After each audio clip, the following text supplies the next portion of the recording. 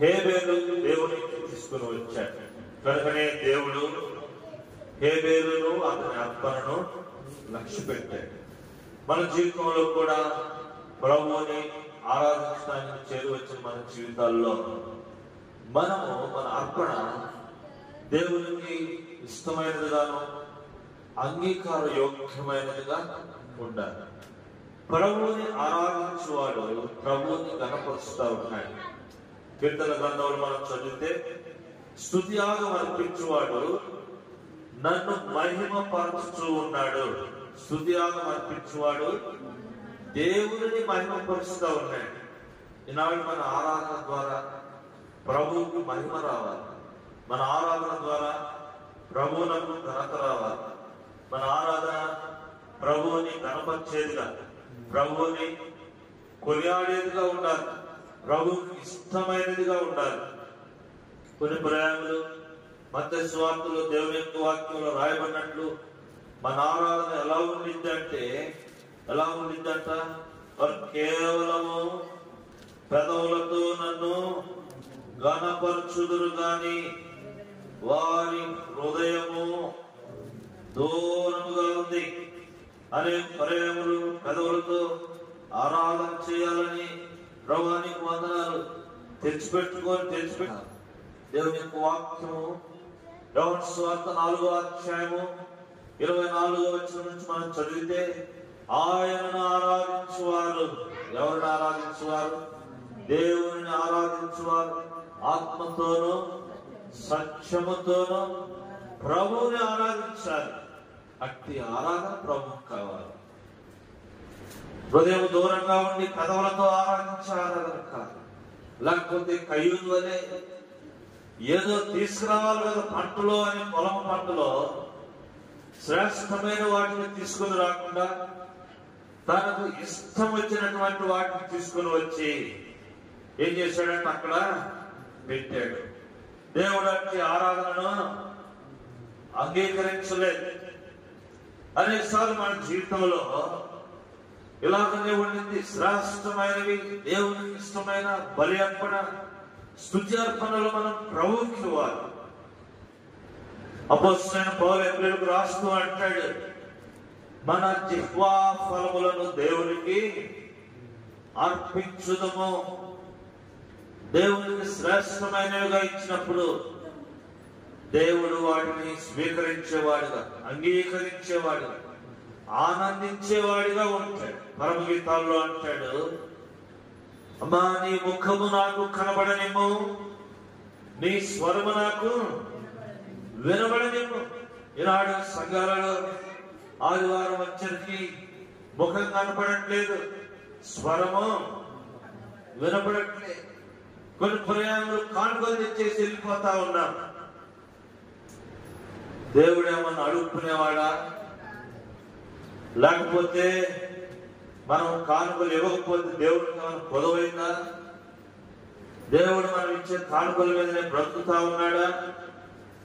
ఆయనే మనకు అనుగ్రహిస్తూ ఉన్నాడు. ఆయనే మనకు సమృద్ధిని ఇచ్చిన దేవుడు.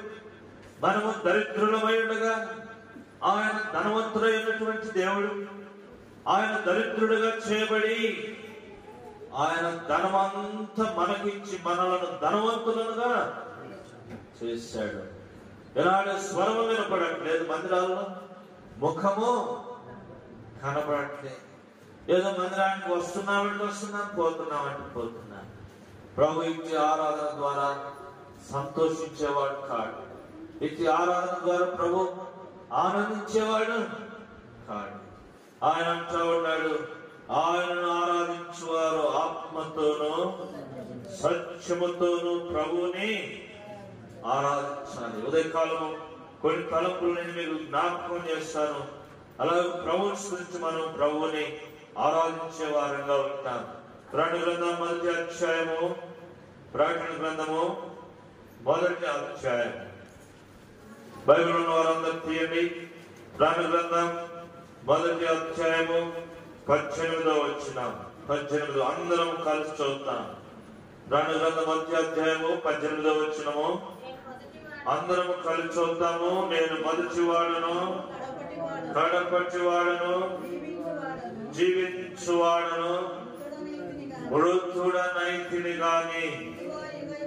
ఇదిగో యుగ యుగములో సజీవుడనై ఉన్నాను, సజీవుడు అయి ఉన్నాను. ఇదిగో మొదటి వాడును, కడపటి వాడును, జీవించువాడును, యుగ యుగములు జీవించువాడును, మృతుడనైతిని గాని. ఎవరి కొరకు?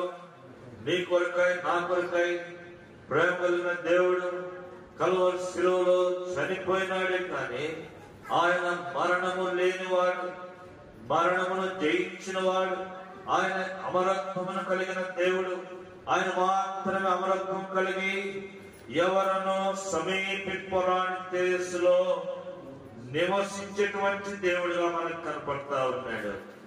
ఆయన మాత్రమే, ఆయన దేవుని యొక్క మహిమయు తేజస్సు అయినటువంటి వాడిగా మనకు కనపడతా ఉన్నాడు. కానీ నీ నా పాపముల కొరకై ఆయన మరణానుభవం గుండా వెళుతూ వచ్చినాడు. అందుకని యోహాను సువార్త 10వ అధ్యాయము 10వ వచనంలో ఈ మాట మనం చదువుతాం. యోహాను సువార్త 10వ అధ్యాయము 10వ వచనంలో అంటాడు, నేను గొర్రెలకు మంచి కాపరిని, గొర్రెల కొరకై తన ప్రాణమును పెట్టుచూ ఉన్నాడు. ఇదిగో ఎలాంటిగా పెడుతున్నాడంట? గొర్రెలకు సమృద్ధిగా జీవాన్ని ఇవ్వడానికి, సమృద్ధిగా జీవం ఇచ్చిన కొరకై ఆయన ఈ లోకమునకు వచ్చి కల్వరి శిలువలో నీ కొరకై, నా కొరకై ప్రాణమును అర్పించిన వాడిగా ఉంటా ఉన్నాడు. యోహాను సువార్త 10వ అధ్యాయం 10వ వచనం, గొర్రెలకు జీవం కలుగుటకును అది సమృద్ధిగా కలుగుటకు నేను వచ్చి తిని మీతో నిశ్చయముగా చెప్పుచూ ఉన్నాను. నేను గొర్రెలకు మంచి కాపరిని. మన ప్రభువారు గొర్రెలకు మంచి కాపరి. మంచి కాపరి గొర్రెలకు ఏం పెట్టాడంట? ప్రాణము పెట్టాడు. యేసయ్య ఎందుకు వచ్చాడంట? గొర్రెలకు ప్రాణం పెట్టడానికి, గొర్రెలకు సమృద్ధి అయిన జీవాన్ని ఇవ్వడానికి. ఎందుకైనా మృతుడయ్యాడు? ఎందుకైనా మృతుడయ్యాడంటే నీకు నాకు జీవాన్ని ఇవ్వడానికి. నీకు నాకు జీవము లేదా అంటే జీవము లేదు అని దేవుని యొక్క వాక్యం చెప్తుంది. ఎఫెసీయులకు పౌలు అపోస్తలుడు రాస్తూ అంటాడు, మీరు పాపముల చేతను అపరాధముల చేతను ఏం చేయబడ్డామంట? చచ్చిన వారుగా ఉంటా ఉన్నాం. మన పాపములు, మన అపరాధములు మనలను చంపివేసినాయి. ఇదిగో బ్రతుకున్నామని పేరు మాత్రమే ఉంది, కానీ మనము మృతులంగా జీవిస్తా ఉన్నాం.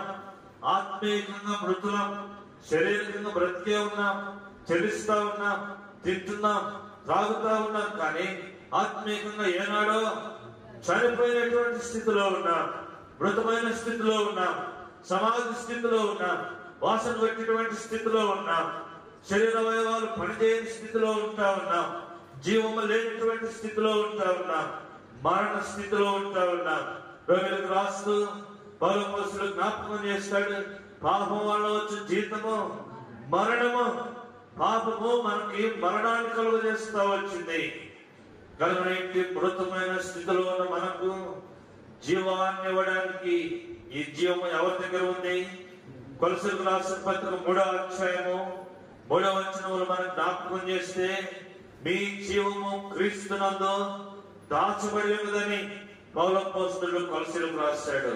1వ యోహాను పత్రిక 5వ అధ్యాయము 10వ వచనంలో మనం చదివితే, మన జీవము కుమారుని యందు ఉంది. ఎవరిలో ఉందంట? మన జీవము కుమారునిలో ఉంది. అందుకని యోహాను సువార్తలో దేవుని యొక్క వాక్యం ఏదైనా జ్ఞాపకం చేస్తా ఉంది. తను ఎందరు అంగీకరించదురో అనగా తన నామమునందు విశ్వాసం ఉంచిన వారి కుమారులకు దేవుడు అధికారం ఇచ్చినానుంది. 3:12 అంటాడు, మరి దేవుడు లోకమును 16 దేవుడు లోకం ఎంతో ప్రేమించెను అంటాడు. ఆయన నామమునందు విశ్వాసం ఉంచిన వారికి నిత్య జీవమును ఆయన అనుగ్రహిస్తా ఉన్నాడు. నేను గొర్రెలకు జీవమును ఇవ్వడానికి వచ్చాడు.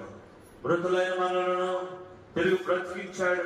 పాపము, అపరాధము, దోషము తల్లి గర్భంలో పడినది మొదలుకొని, పిండముగా చేయబడినది మొదలుకొని, ఇటు పాప దోషములు మన మీద ఏలుబడి చేయించుకుంటుండగా ప్రేమ కలిగిన దేవుడు అట్టి స్థితి నుంచి మనలను రక్షించి సమృద్ధి అయిన జీవము, ఏదో అరాకొర జీవం కాదు, ఏదో కొద్ది గొప్ప జీవం కాదు.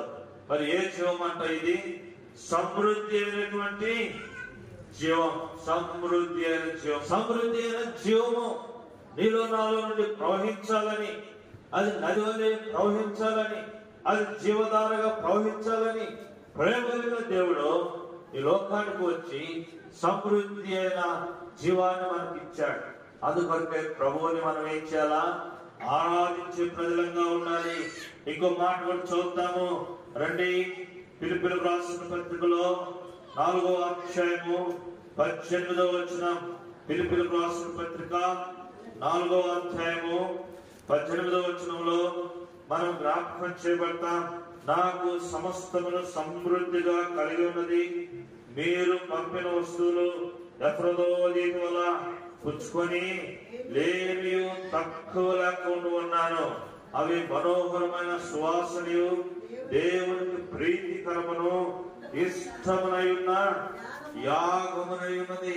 తక్కువ లేనటువంటి జీవం, తక్కువ లేనటువంటి ఏది కూడా తక్కువ లేకుండా ఆయన మనకు అనుగ్రహించిన వాడిగా ఉంటా ఉన్నాడు.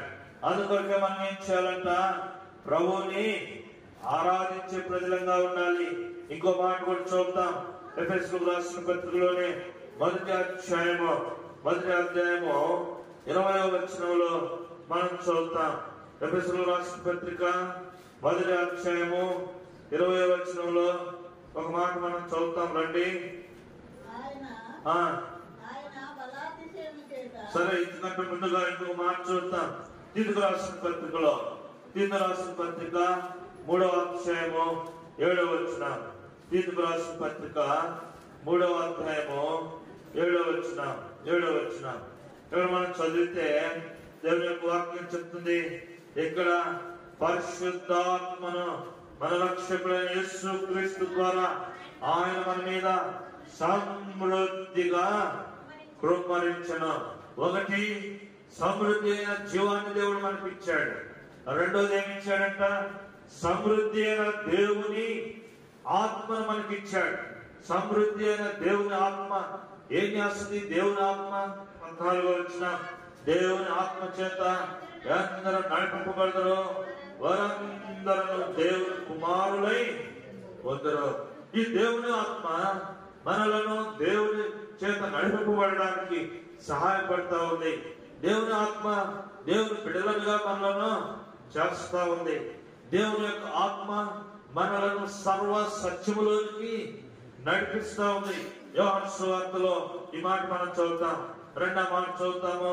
యోహాను సువార్త 16వ అధ్యాయము. యోహాను సువార్త 16వ అధ్యాయము 13వ వచనం. అయితే ఆయన అనగా సత్య స్వరూపి ఆత్మ వచ్చినప్పుడు మిమ్మల్ని సర్వ సత్యములోనికి నడిపించును. సర్వ సత్యములోనికి నడిపిస్తా ఉన్నాడు.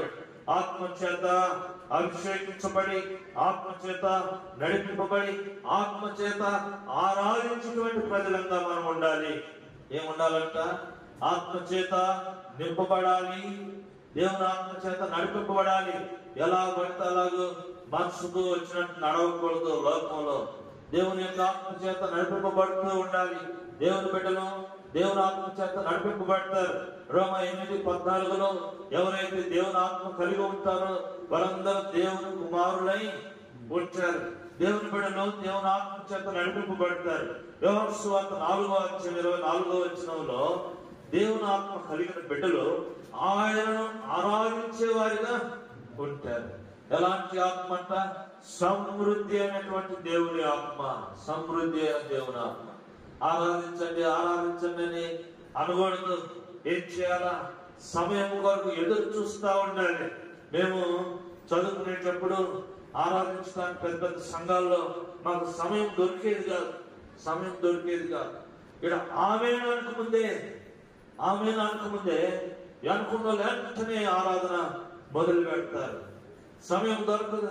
సేవకులు చెప్తా ఉంటారు, ఒక్కొక్కళ్ళు 1 నిమిషం, అర నిమిషమే ప్రభువా నువ్వు రక్షించినందుకు వందనాలు. సమాజంలో మందిరంలో ఆ మాట చెప్పడానికి కూడా అనేకులకు సమయం దొరికేది కాదు. సమయం దొరికేది కాక అనేకులు ఆరాధించకుండా మౌనంగా వెళ్ళిపోయేవారు, మనసులో ఆరాధించుకొని. కానీ ఈ దినాలు మనకు ఎంతో సమయం ఉంది ప్రభువుని ఆరాధించడానికి. ఆరాధించండి, ఆరాధించండి అనకూడదు. మనం ఏం చేయాలా? ఆమె అనుకునిపే మళ్ళీ మనం మొదలు పెట్టాలి ప్రభువుని ఆరాధించడానికి. కానీ మొట్టమొదటి మాట, దేవుడు సమృద్ధి అయిన జీవాన్ని ఇచ్చాడు. రెండవది, సమృద్ధి అయిన దేవుని ఆత్మనిచ్చాడు. మూడవ మాట నేను మీకు జ్ఞాపకం చేస్తాను. మూడవ మాట కొలసలకు రాసిన పత్రిక 3వ అధ్యాయము 16వ వచనం.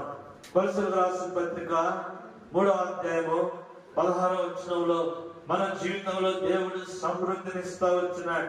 ఆవిడంటాడు, క్రీస్తు వాక్యమును మీలో సమృద్ధిగా నివసింపనీయుడి. సమృద్ధి అయినటువంటి వాక్యం ఏంటిది? వాక్యము యోహాను సువార్త 1వ అధ్యాయంలో మనం చదివితే, ఆదియందు వాక్యముండెను, వాక్యము దేవుని యందు ఉండెను, ఆ వాక్యమే దేవుడై ఉండెను, వాక్యమే దేవుడై ఉండెను. కనుక దేవుని మన హృదయంలో సమృద్ధిగా ఉండాలి. దేవుని యొక్క వాక్యము మన హృదయానికి సమృద్ధిలో ఉండాలి. సమృద్ధి అయినటువంటి దేవుడు, వాక్యమై ఉన్నటువంటి దేవుడు కృపాసక్త సంపూర్ణుడిగా మన మధ్యలో నివసించడానికి లోకానికి వచ్చాడు. కృపాసక్త సంపూర్ణుడిగా మానవ శరీరమును ధరించి ప్రేమ కలిగిన దేవుడు మన మధ్యలో నివసిస్తూ వచ్చినాడు. కీర్తనాకారుడు అంటాడు, నీ వాక్యమే నన్ను బ్రతికించింది, నీ వాక్యమే నాకు త్రోవ చూపింది, నీ వాక్యమే నా బాధలలో నాకు నెమ్మదినిచ్చింది, నీ వాక్యమే నన్ను ఆదరిస్తా వచ్చింది. నీ వాక్యము నాకు దొరికినప్పుడు నేను దానిని ఏం చేశానంట? భుజించితిని. తింటే ఎలా ఉందంట దేవుని యొక్క వాక్యము? జుంటితేనే దారాల కంటే మధురంగా ఉంది. ఈనాడు వాక్యమైనటువంటి దేవుడు మనకు అందుబాటులో ఉన్నాడు. వాక్యం కరువు కాబోయే దినాల్లోకి వెళ్ళిపోబోతా ఉన్నాం. రాబోయే రోజుల్లో దేవుని యొక్క వాక్యం కరువుగా పోతా ఉంది. ప్రియమైన వాళ్ళ ఈ దినాల్లో దేవుడు మనకు సమృద్ధిగా ఉంచా ఉన్నాడు.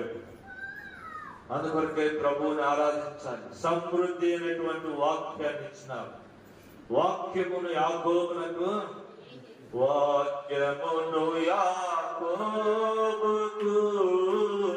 తెలియచేసిన వాడని, వాక్యమును యాకోబుకు తెలియచేసిన వాడని, ఏ జనముకి లాగునా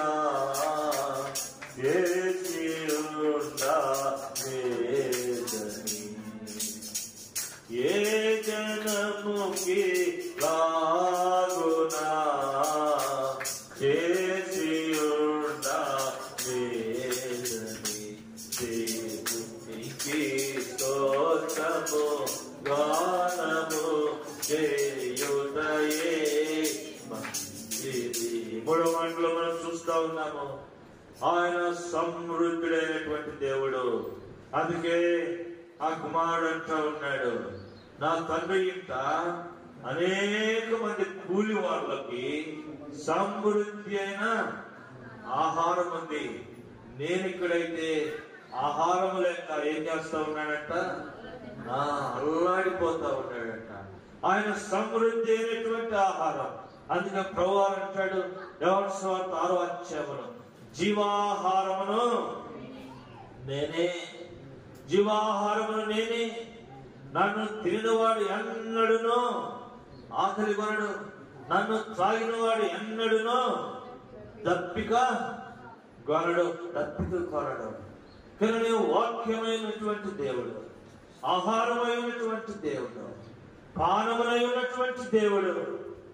అందుకొరకై ప్రభువుని ఆరాధించాలి. అవంటా ఉంది, ఈ జీవజలము నీకు ఎక్కడి నుంచి వస్తుంది? ఈ బావి చాలా లోతైనది.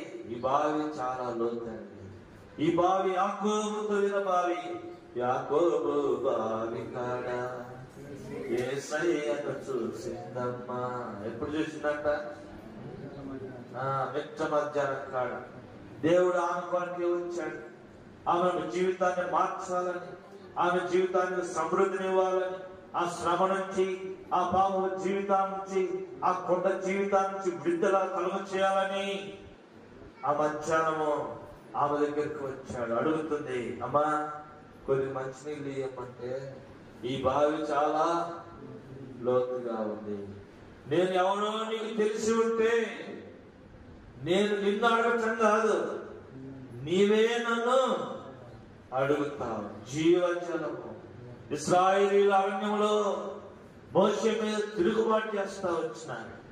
ఈ అరణ్యంలో త్రాగటానికి నీళ్ళు లేవు, తినటానికి ఆహారము లేదు. మేము ఐగుప్తులో ఉంటున్నప్పుడు కాకరకాయలు, కీకరకాయలు, బీరకాయలు, సొరకాయలు, గుమ్మడికాయలు ఏది పడితే తిన్నాం. మేము ఐగుప్తులో ఉన్నప్పుడు మాంసాన్ని తగి తినేవాళ్ళం.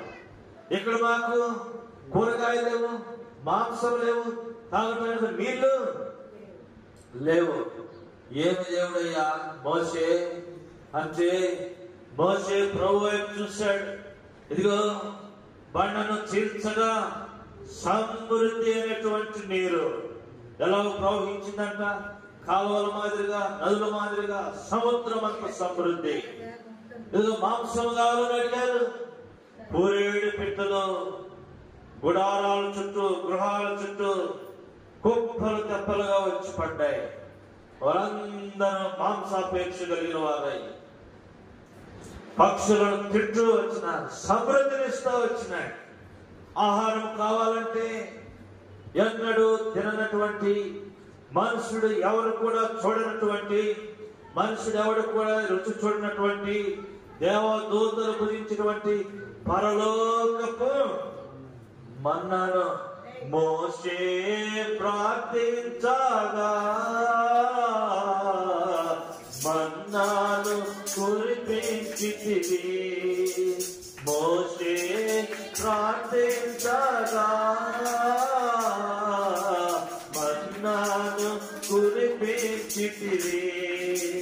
యెహోషువ ప్రార్థించగా సూర్య చంద్రుల నాపితివి.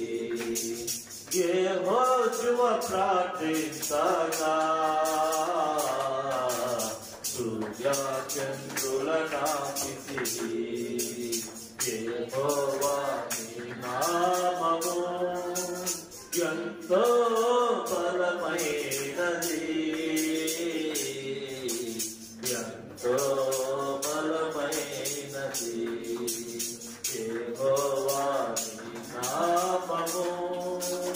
మోషే ప్రార్థన చేశాడు, అయ్యా మంచినీళ్ళు కావాలి, అయ్యా మాంసము కావాలి. ప్రార్థన చేస్తే పరలోకము నుంచి మన్నా వచ్చింది, పూరేడు పిట్టలు వచ్చాయి. మోషే ఆ బండతో మాట్లాడు. బండతో మాట్లాడితే బండలో నుంచి జీవజలము ప్రవహిస్తా వచ్చింది. నదులంత విస్తారంగా, సముద్రమంత విస్తారంగా దేవుడు నీటిని ఇస్తా వచ్చినాడు. ఈ నీరు దేనికి గుర్తుగా ఉంది? దేవుని యొక్క వాక్యమునకు గుర్తుగా ఉంది. రెండు విధానాల్లో పోషిస్తా వచ్చాడు దేవుడు. ఆత్మీయంగా ఈ దినాల్లో మనలను పోషిస్తా ఉన్నాడు, అలాగే భౌతికంగా కూడా దేవుడు మనలను పోషిస్తా ఉన్నాడు. ఏది తక్కువ కాకుండా దేవుడు మనలను పోషిస్తా ఉన్నాడు. యెహోవా నా కాపరి, నాకు లేమి కలగదు, నాకు లేమి కలగదు. 40 సంవత్సరాలు నెహెమీయా గ్రంథంలో చూస్తే 40 సంవత్సరాలు అరణ్యములో ఇశ్రాయేలు ప్రజలను ఏది తక్కువ లేకుండా సమృద్ధితో వారిని పోషిస్తూ వచ్చినాడు. వారు వేసుకున్నటువంటి బట్టలు చిరిగిపోలేదు. ఏ షర్టు ప్యాంటు, ఏ చీర జాకెట్ అయినా 40 సంవత్సరాలున్న దాఖలాలు ఉన్నాయా మానవ చరిత్రలో అంటే లేనే లేవు. ఎంత డబ్బు పెట్టి కొన్నా కూడా 1 సంవత్సరం, 2 సంవత్సరాలు, 3 సంవత్సరాలు వయసు పడే కొద్ది గుడ్డ పిగిలిపోతా ఉంటుంది. చెప్పులు వేసుకున్నారంట 40 సంవత్సరాలు అరిగిపోని చెప్పులు ఎక్కడ ఉన్నాయా? ఏ కంపెనీ అన్న తయారు చేసిందా 40 సంవత్సరాలు అరిగిపోని చెప్పులు? వేసుకున్న చెప్పులు 40 సంవత్సరాలు అరిగిపోలేదు. 40 సంవత్సరాలు నడిస్తే ఏమి వాళ్ళ కాళ్ళు వాపులు రాలేదు, చెప్పులు అరిగిపోలేదు, ఆహారం తక్కువ కాలేదు, వేసుకున్న పైబట్టలు చిరిగిపోలేదు. అందుకే ప్రభువు స్తుతించాలి. ఆయన సమృద్ధినిచ్చేటువంటి దేవుడు. ఆయన అంటాడు, ఇదిగో నా శరీరము జీవాహారముగా ఇవ్వబడింది, నా రక్తము జీవపానముగా ఇవ్వబడింది. అటు ఆత్మీయంగా ఇటు భౌతికంగా దేవుడు మనల్ని పోషిస్తూ రక్షిస్తూ ఉంటూ ఉన్నాడు. అందుకొరకే మనం ప్రభువుని ఆరాధించాలి. అంటున్నాడు, ఈరోజు కూర్చులేని స్థితిలో నేను దిగజారిపోయానే, పందుల మీద పొట్టు కూడా నాకు దక్కకపోయింది, పందిలాగా నేను పొర్లాడడానికి కూడా ఇష్టపడ్డానే. ఏమైపోయిందంట, గుచ్చుని మూచితో పెట్టుకుంటా పోతే ఈడేందు మా పంది జాతి కంటే ఎక్కువగా అడవి పందిలాగా ఉన్నాడు ఈడు కదా. మా పందులు ఇంత ఎత్తుండవే, వీడేందు ఇంత ఎత్తున్నాడు, ఈ పంది కాదు మనిషిలాగా ఉన్నాడు. పందులారా, వీడికి ఒక్క మెతుకు కూడా దొరకకుండా మీరు మొత్తం తినండి వాళ్ళ భాషలో చెప్పుకున్నాయి. పందులన్నీ గుచ్చి అని చెప్పుకుంటే ఏమైపోయిందంట, ఒక్క మెతుకు కూడా దొరికిందా కదా. పందుల పొట్టు తినడానికి పోయిన దుష్టుడనయ్యా కదా. దోగాడుకుంటూ పోయినాడు, పిల్లోడు బందాడే పిల్లోడు మాదిరి పోయినాడు. ఇవి నిలబడిపోతే కలుపుకుంటాయేమో అది వాసన చూశాను. ఈ కాడ పంది వాసన రావట్లేదు, ఈ కాడ మనిషి వాసన వస్తుంది. వీడు పంది కాదు, అరే మన ఆహారం తినడానికి వచ్చాడు వీడు తీయడానికి కదా. పందుల పొట్టు కూడా దొరకని స్థితిలో అప్పుడు అంటున్నాడు, ఆకలితో అలమటించిపోతున్నా నా తండ్రి ఇంట్లో ఏముందంట, కుమారులకే కాదు కూలోళ్ళకి, పనిచేసే కూలోళ్ళకి, పనివారికి సమృద్ధి అయిన ఆహారం. మా నాన్న ఎలాంటి వాడంటే పనులని ఏదో అనకొర ఇదిలించేవాడు కాదు, మెతుకులు పనులకు కూడా సమృద్ధిగా భోజనం పెడతాడు, సమృద్ధిగా భోజనం పెడతాడు. అబ్రహాం దగ్గర ఇంట్లో పుట్టి అలవంచిన 300 మంది పనులు ఉన్నారు. వారికి సమృద్ధిగా 3 పూటలు భోజనం పెట్టేవాడంట. 3 పూటలు వాక్యం చెప్పేవాడు, భోజనం పెట్టేవాడు. అలాంటి తండ్రి దగ్గర ఉండాల్సిన నేను ఈనాడు పందుల పొట్టు ఆశపడ్డా దొరకని స్థితి. ప్రభువుని ఆరాధిస్తాము, ప్రభు దగ్గర ఏముందంట, సమృద్ధి ఉంది. ఆయన సమృద్ధినిచ్చి మనలను పోషిస్తా ఉన్నాడు, ఆత్మీయంగా సమృద్ధినిస్తా ఉన్నాడు, భౌతికంగా సమృద్ధినిస్తా ఉన్నాడు. ఈ మానవ యాత్ర జీవితంలో, ఈ ప్రయాణంలో దేవుడు మనతో కూడా ఉంటూ మనలను పోషిస్తా ఉన్నటువంటి వాడిగా మనకి కనపడతా ఉన్నాడు. ఒకటి, సమృద్ధి అయిన జీవాన్ని ఇచ్చాడు. రెండవది, సమృద్ధి అయిన దేవుని యొక్క వాక్యమును ఆత్మనిచ్చాడు. మూడవది, సమృద్ధిగా దేవుని యొక్క వాక్యమనే జీవాహారము, వాక్యమనే ఆహారం. 2 విధానాల్లో మనకు కనపడుతుంది. ఒకటి, భౌతికంగా శారీరకంగా కూడా పోషిస్తా ఉన్నాడు సమృద్ధినిచ్చి. రెండవది, ఆత్మీయంగా కూడా పోషిస్తా ఉన్నాడు. అందుకనకై ప్రభువుని మనం ఏం చేయాలా, ఆరాధించే వారంగా ఉన్నాడు. ఈనాడు సమృద్ధిగా దేవుని యొక్క జీవం. వాళ్ళు అడుగుతా ఉన్నారు, నా గురించి ఏమనుకుంటున్నారు పేతురు, నా గురించి ఏమనుకుంటున్నారు అంటే, ఒకడేమో ఏలియా అని, ఒకడేమో యెషయా అని, ఒకడేమో మోషే అని, రకరకాలుగా. నువ్వేమనుకుంటున్నావు అంటే, నీవు నిత్య జీవపు మాటలు కలిగిన వాడు, నిత్య జీవానికి నీవే కారకుడు, నిన్ను వదిలిపెట్టి నేను అక్కడికి వెళ్ళగలుగుతాను. 3వ మాట మనం చూసాము, జీవవాక్యమును దేవుడు మనకి ఇచ్చాడు. జీవవాక్యమును జీవపానమును దేవుడు మనకి ఇచ్చాడు. అదే ప్రభు బలగా మన జ్ఞాపకం చేయబడతావు. నా బలలో పాలు పొందుట ఆశీర్వాదకరము. కొరింథీయులకు రాసిన పత్రికలో 1 కొరింథీ 10వ అధ్యాయం మనం చదివితే ఆశీర్వదించబడినటువంటి పాత్రగా మనకి అక్కడ ఒక మాటను మనం చూడగలుగుతాం. ఆశీర్వదించబడిన ప్రజలు. అందుకొరకే ప్రభువును స్తుతిస్తాను. 4వ మాట నేను జ్ఞాపకం చేస్తాను. సమయం కూడా అయిపోవచ్చింది. 4వ మాట మనం చూద్దాం. ఇర్మీయా గ్రంథం 33వ అధ్యాయము 6వ వచనం. ఇర్మీయా గ్రంథము 33వ అధ్యాయము 6వ వచనాన్ని మనం చదువుతాం. ఇర్మీయా గ్రంథం 33వ అధ్యాయం 6వ వచనం. నేను దానికి ఆరోగ్యమును స్వస్థతను రప్పించుచున్నాను, వారిని స్వస్థపరుచు ఉన్నాను,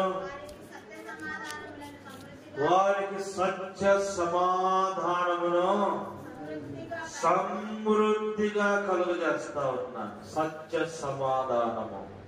ఎవరి సత్యము? యోహాను సువార్త 14వ అధ్యాయము 6వ వచనంలో యేసయ్య అన్నాడు, యేసు ప్రభువు నేనే మార్గమును సత్యమును జీవమునై ఉన్నాను.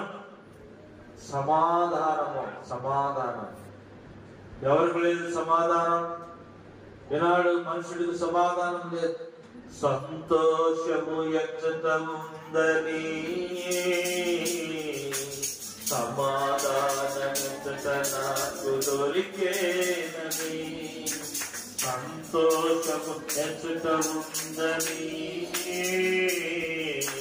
సమాధానం ఎచ్చట నాకు దొరికేనని. వంతా వెతికాను, జనులందరిని అడిగాను, జగమంతా వెతికాను, జనులందరిని అడిగాను, చివరికది నీలోనే కనుగొన్నాను. ఎంత మంచి దేవుడవయ్యా యేసయ్యా, చింతలన్నీ తీరేనయ్యా నిన్ను చేరినానా. చింతలన్నీ తీరేనయ్యా నిన్ను చేరినా. సంతోషం కోసము, సమాధానం కోసం ఈనాడు మనుషుడు ప్రయాసపడతా ఉన్నాడు. ఒకప్పుడు మన జీవితంలో కూడా సంతోష సమాధానములు పోగొట్టుకున్న ప్రజలంగా ఉన్నాం. దేవుడికి శత్రువులంగా ఉన్నాం. చూడండి, శత్రువులకి మధ్యలో సంతోషము సమాధానం ఉండదు. ఏముంది వారి మధ్యలో? కోపము, భయము, ఆందోళన ఉంటుంది. వాడికి కుదరడం అట్టబోతుంది. వారి ఈడెందుకు వచ్చాడు ఇటు, ఇడంటనే జాగ్రత్త పడతాడు. ఇదేదో చేయడానికి వచ్చాడని ఈ మధ్య తిరుగుతున్నాడు. ఇదే తిప్పలు చేస్తాడు నాకు అంటే భయం.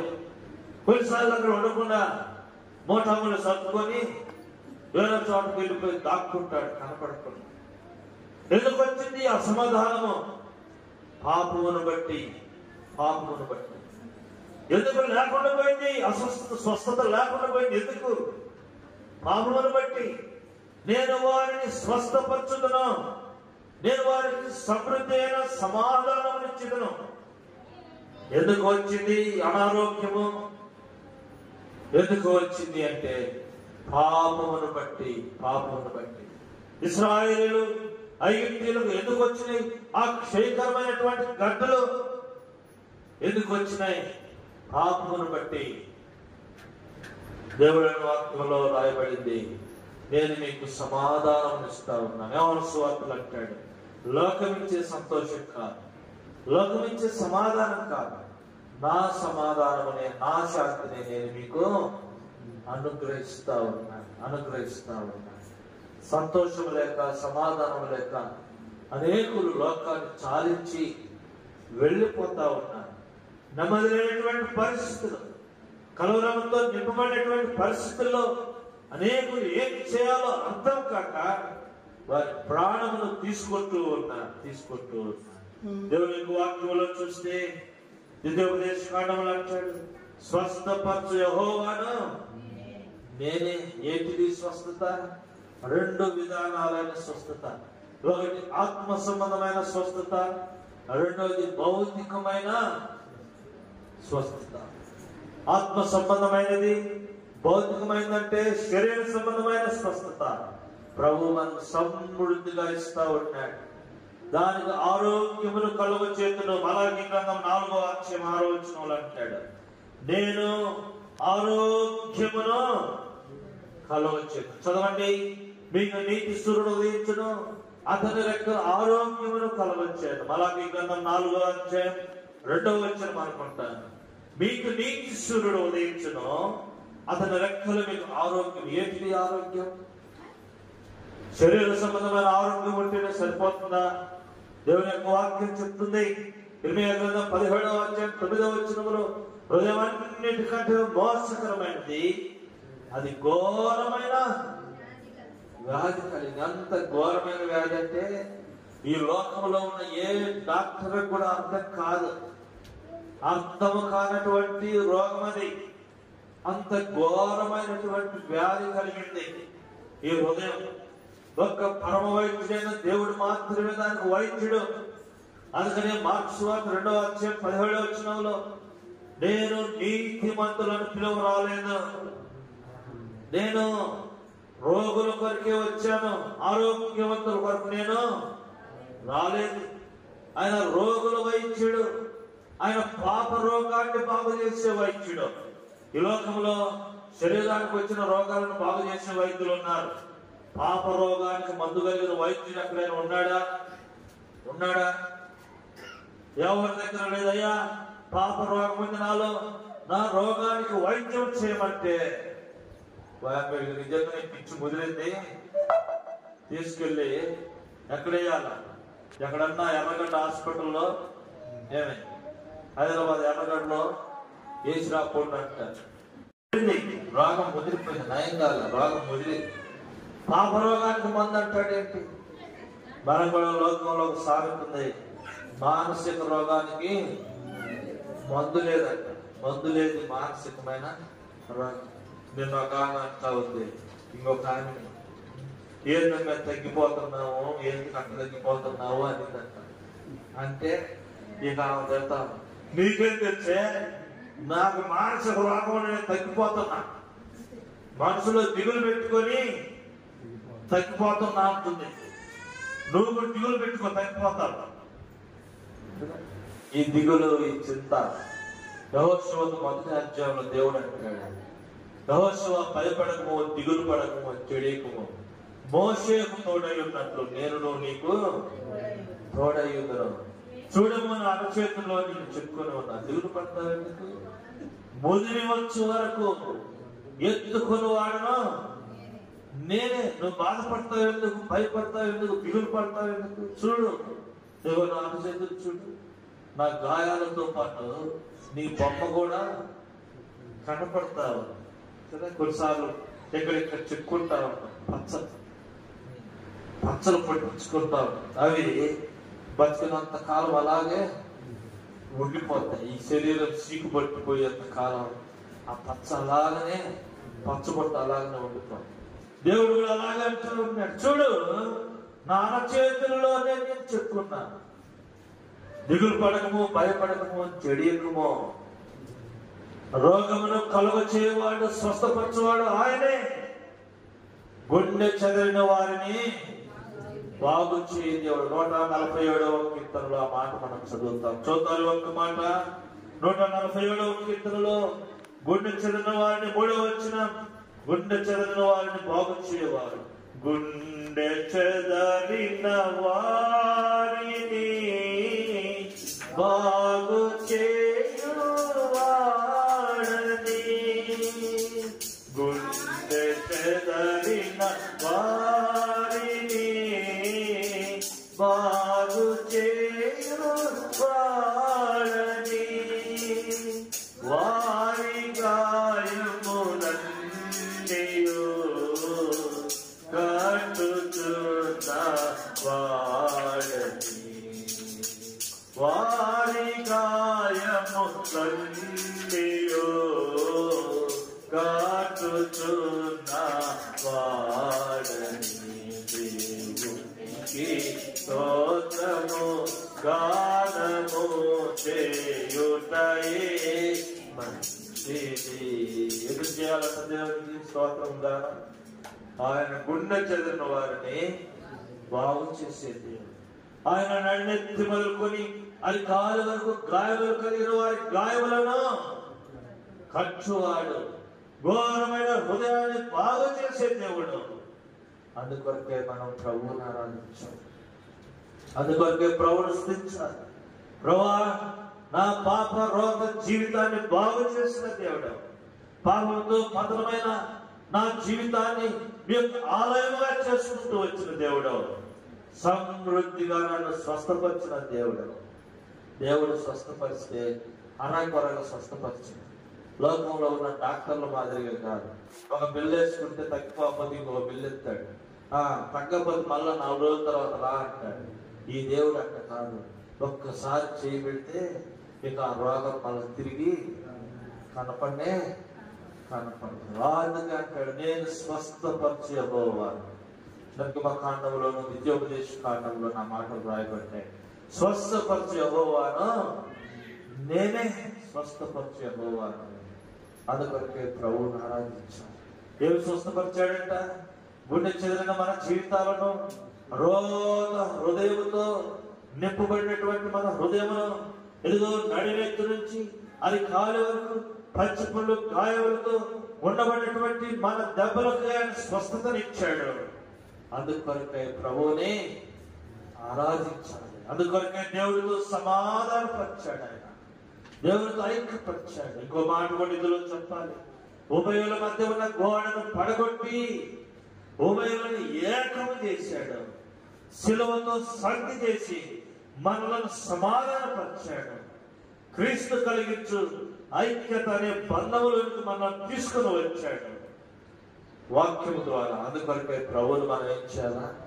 ఆరాధించాలి. చివరికి ఒక మాట జ్ఞాపకం చేసి ప్రభువుని ఆరాధిద్దాం. ఇంకో మాట పేతురు రాసిన 2వ పత్రికలో 1వ అధ్యాయం 11వ వచనం. పేతురు రాసిన 2వ పత్రిక 1వ అధ్యాయం 11వ వచనంలో మనం చదివితే ఇది మనకు 4వ మాటగా 5వ మాటగా జ్ఞాపకం చేయబడతారు. మొట్టమొదటి మాట సమృద్ధి అయిన జీవం ఇచ్చాడు. రెండవది సమృద్ధిగా దేవుని ఆత్మనిచ్చి నడిపిస్తా ఉన్నాడు. మూడవదిగా సమృద్ధి అయిన దేవుని యొక్క వాక్యమునిచ్చాడు. జీవాహారాన్ని మనకి ఇచ్చాడు. జీవపానములు మనకి ఇచ్చాడు. నాలుగవదిగా దేవుడు మనల్ని స్వస్థపరిచాడు. ఎక్కడెక్కడ చెదిరిపోయిన గుండెను, పాడైపోయిన హృదయాన్ని, నన్నెత్తి చరికాలు వరకు గాయములను తాకి స్వస్థపరిచాడు. నా 5వ మాట, దేవుడు మనకి సమృద్ధిగా నిత్యరాజ్యములో ప్రవేశాన్ని ఇస్తా ఉన్నాడు. చదువుతున్న పేతురు రాసిన 2వ పత్రిక 1వ అధ్యాయము 11వ వచనం ఉన్న మాట, మీరు క్రియలు చేయవారైతే ఎప్పుడునూ తొట్టిల్లరు, అలాగున మన ప్రభువును రక్షకుడైన యేసుక్రీస్తు యొక్క నిత్యరాజ్యములో ప్రవేశము మీకు సమృద్ధిగా కలుగుతా ఉంది. తిమోతికి రాసిన పత్రిక 2వ తిమోతి 4వ అధ్యాయం 8వ వచనంలో కూడా మనం చదువుతాం. ఇక మీద నా కొరకు జీవ కిరీటం ఉంచబడింది. ఆ దినమున నీతిగల న్యాయాధిపతి అయిన ప్రభు నాకు మాత్రమే కాకుండా తన ప్రత్యక్షతను అపేక్షించు వారందరికీ అనుగ్రహించును. నిత్య రాజ్యములో సమృద్ధి అయినటువంటి ప్రవేశం. అందుకొరకే ప్రభువుని ఆరాధించాలి. ప్రభువా, నీ రాజ్యములో నీతో కూడా ఉంటారనే నిరీక్షణ నాకు ఇచ్చారు. ఆ వైకుంఠంలో, ఆ మోక్షములో, ఆ యొక్క సంతోషకరమైన ఆనంద దేశములో, ఆ నెమ్మదినిచ్చినటువంటి ఆ దేశములో ఎవరున్నారంట? నెమ్మదినిచ్చే దేశంలో లాజరు ఇక్కడ నెమ్మది పొందుతూ ఉన్నాడు. ధనవంతుడు ఏడుస్తా ఉన్నాడు. ధనవంతుడు అగ్నిలో బాధపడి ఏడుస్తా ఉన్నాడు. పళ్ళు పట్పట్టమని కొరుగుతా ఉన్నాడు. కానీ ప్రభువును నమ్మిన లాజరు, ప్రభువునందు విశ్వాసం ఉంచిన లాజరు, ప్రభు కొరకే బ్రతికినటువంటి లాజరు నిత్య రాజ్యములో అబ్రహాములో మనం కూర్చొని నెమ్మదిని అనుభవిస్తా ఉన్నాడు. దేవుని యొక్క వాక్యము భక్తి అంట. తిమోతికి రాసిన పౌలపోస్తులు అంటాడు, నిజమైనటువంటి భక్తి ఈ లోకంలోనే కాదు, రాబోయే లోకంలో కూడా గొప్ప సాధనంగా, లాభ సాధకంగా ఉండబోతా ఉంది. ఈనాడు నీవు నేను కలిగి ఉండే భక్తి జీవితం ఇక్కడిలోనే సమృద్ధి అయిన సంతోషాన్ని ఇవ్వటమే కాదు, నెమ్మదిని ఇవ్వటమే కాదు, కానీ పరలోకములో కూడా నెమ్మదినిచ్చేదిగా ఉంటా ఉంది. అందుకని ప్రాణి గ్రంథములు అంటాడు, అక్కడ ఏడ్పైనను మరణమైనను ఉండదు, అక్కడ చీకటైనను ఉండదు, అక్కడ ఆకలైనను దప్పికైనను ఉండదు, దప్పికైనను. అలాంటి నిత్య రాజ్యములో సమృద్ధిని దేవుడు మనకు ఇచ్చాడు. అందుకొరకే ప్రభువుని ఆరాధించాలి. 5 మాటలు చెప్పారు. మొట్టమొదటి మాట, సమృద్ధి అయిన జీవం. పాపముల చేతను అపరాధముల చేతను చచ్చిన మనకు దేవుడు జీవాన్ని ఇచ్చాడు. అందుకొరకు ఈ లోకానికి వచ్చాడు. నేను గొర్రెలకు సమృద్ధి అయిన జీవాన్ని ఇస్తా ఉన్నా. నా జీవాన్ని, నా ప్రాణాన్ని వారి కొరకే పెట్టాడు, మన కొరకే పెట్టి చచ్చిన మనలను బ్రతికించాడు. అందుకొరకే ప్రభువుని ఆరాధించాడు. రెండవది, దేవుని ఆత్మనిచ్చాడు. ఆత్మ చేత మనల్ని నడిపించాడు. దేవుని బిడ్డలుగా నడిపించబడతా ఉన్నాం. ఆ ఆత్మ మనలను సర్వ సత్యములోనికి నడిపిస్తా ఉంది. దేవుని గురించిన వాక్యములు మనకు అర్థమయ్యేటట్టు చేస్తా ఉంది దేవుని యొక్క ఆత్మ. దేవుని సన్నిధిలో మొరపెట్టే భాగ్యాన్ని ఇస్తా ఉంది దేవుని యొక్క ఆత్మ. మూడో మాట ఏం జ్ఞాపకం చేశాను?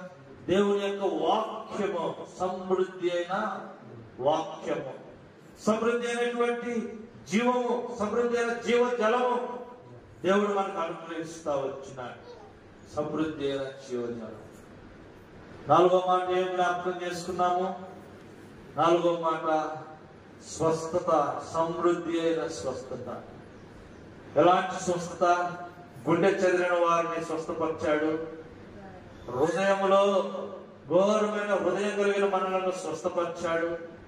నడినెత్తి నుంచి అరికాలి వరకు కొంచెమైనను స్వస్థత లేక పచ్చిపుల్లో గాయముల చేత ఉన్నటువంటి మనలను ఆయన పరమ వైద్యుడిగా తాకి స్వస్థపరిచాడు.